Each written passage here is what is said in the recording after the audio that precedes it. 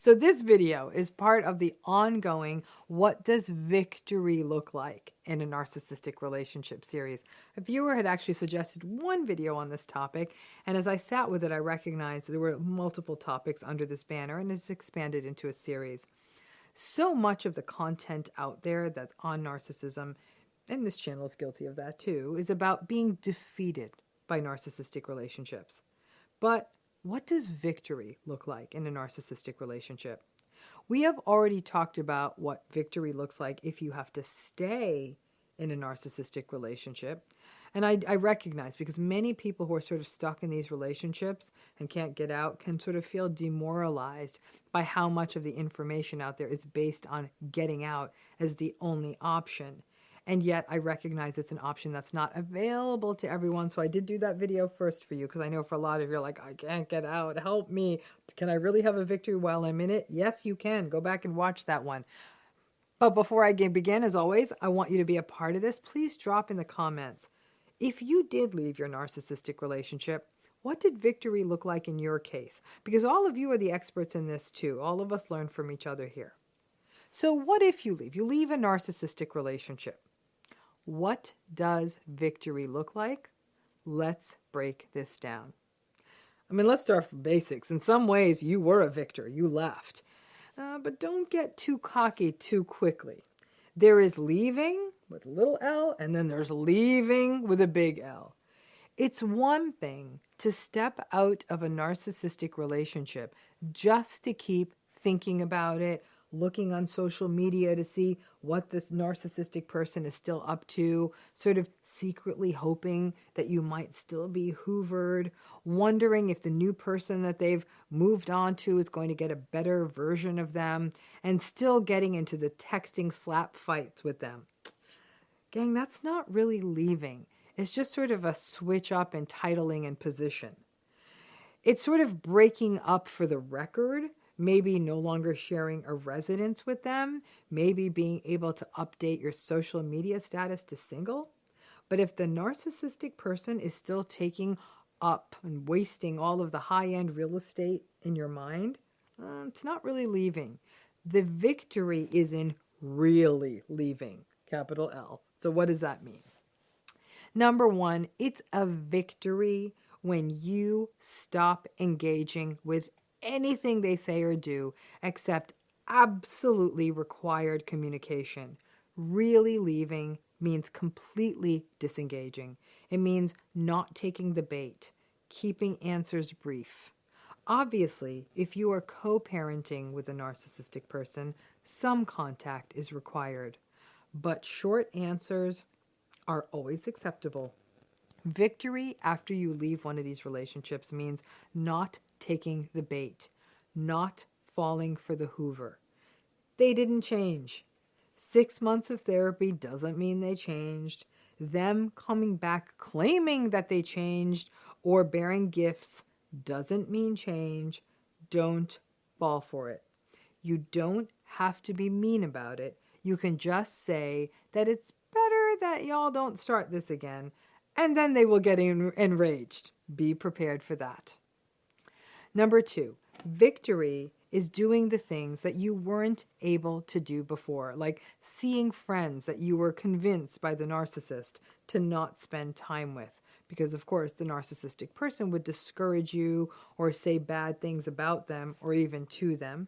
Or maybe see family members that you might have become isolated from because of the narcissistic relationship. Or pursue hobbies or interests that were mocked by the narcissistic person. Aspirations that you were told you were too old for or too unskilled to do or were too expensive. Pursue them. Do the things you couldn't do. Do the things you couldn't do that are even little silly petty things, like eat the food that they complained about the smell of, or go to the restaurant that they didn't like but you did, or just leave a towel on the floor after a shower if you choose, or watch reality TV in bed. Whatever it was that they would criticize and devalue you over, do it. Take it back. Number three, victory is really when you learn to stop gaslighting yourself. One of the worst legacies of narcissistic relationships is self-gaslighting. It's that internalized voice we all carry of the narcissists in our lives. And sometimes we learn to self-gaslight as a way to get ahead of the manipulative and devaluing words of the narcissist. We'd walk around saying things like, oh, I'm so stupid. I'm so disorganized. Oh, I'm such a pain. I'm so anxious. No, that's just you. There's nothing wrong with those things. Once you stop gaslighting yourself, you really have left a big part of the relationship behind. Self-gaslighting can include you always doubting your memory, devaluing yourself, assuming you are the one in the wrong. Those negative things we say about ourselves, they're usually not true. We just try to convince ourselves they were, again, to get ahead of the narcissist gaslighting. Number 4, it's a victory if you don't let narcissists in and you aren't an enabler. Victory means that you no longer make excuses for toxic people. The funny thing about getting out of a narcissistic relationship is that while you are in a primary or whatever your most time-consuming narcissistic relationship is, it's like they are a big shadow that blocks the sun, so you can't see anything. So once you get out of a primary narcissistic relationship, it's like that thing blocking the light moves out of the way. Now all of the light sort of come on, and you are able to see more toxic patterns in people around you that you didn't see before. You recognize that maybe you had been enabling some of the gaslighting around you and missing the red flags and the invalidation that were also present in other folks in your life. You were just so focused on the most time-consuming narcissist in your life. Part of the victory is to slowly clean house. And you don't have to have a radical smackdown with everyone. But it may be about doing things like distancing a little, setting better boundaries. And honestly, once you start doing that, these lower grade toxic people, they may walk. If you learn only one thing from a narcissistic relationship, let it be to no longer be an enabler or a participant. And a big part of being an enabler is to keep rolling up and being an audience to the toxic person's BS. Don't participate anymore. It means that after the hurt of your sort of primary narcissistic relationship, that you have learned something that will pay dividends for many years to come and hopefully for the rest of your life. Number 5, believe it or not, solitude is victory. You learn to appreciate your solitude. Listen, the messaging out there in the world around being in a relationship at any cost in our society, it's actually a major accelerant for why so many people get stuck in narcissistic relationship. There's so much pressure to be in a stupid relationship. And there's times of years like the holiday that make it worse, that people are like, oh, I can't believe I'm not in a relationship. That need people may have to be in a relationship can leave people ignoring red flags. I want you to think back to the narcissistic relationships that you have been in.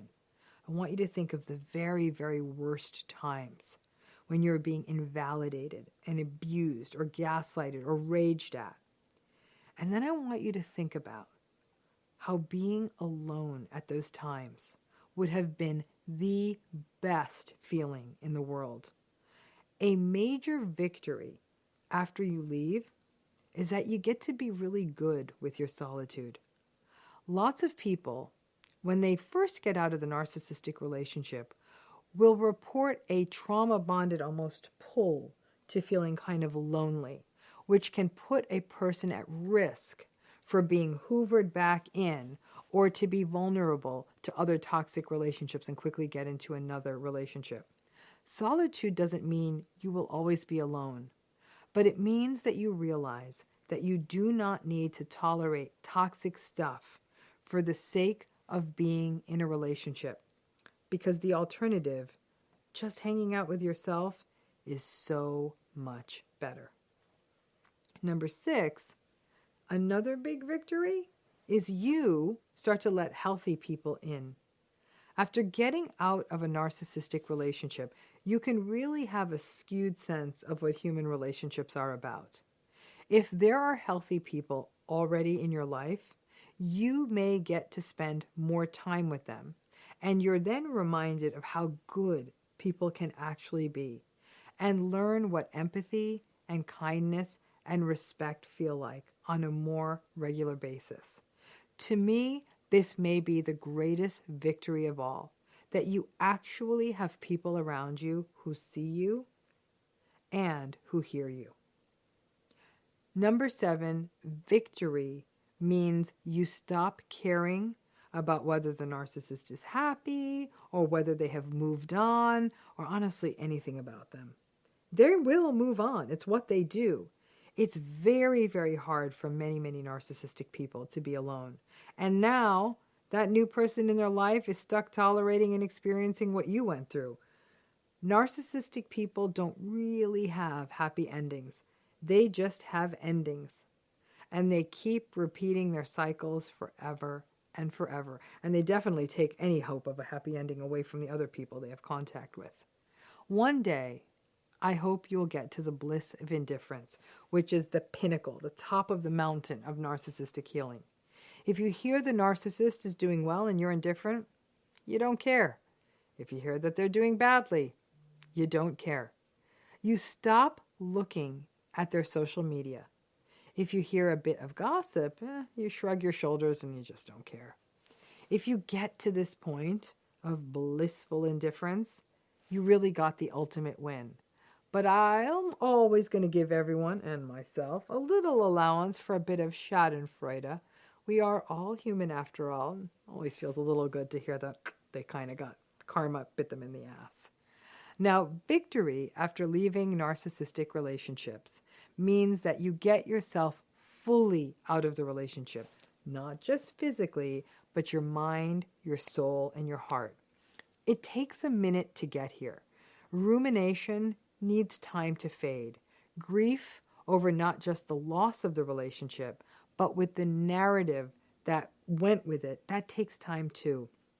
Discipline around stuff like not looking at social media or just cutting people out of it, that can be hard to find.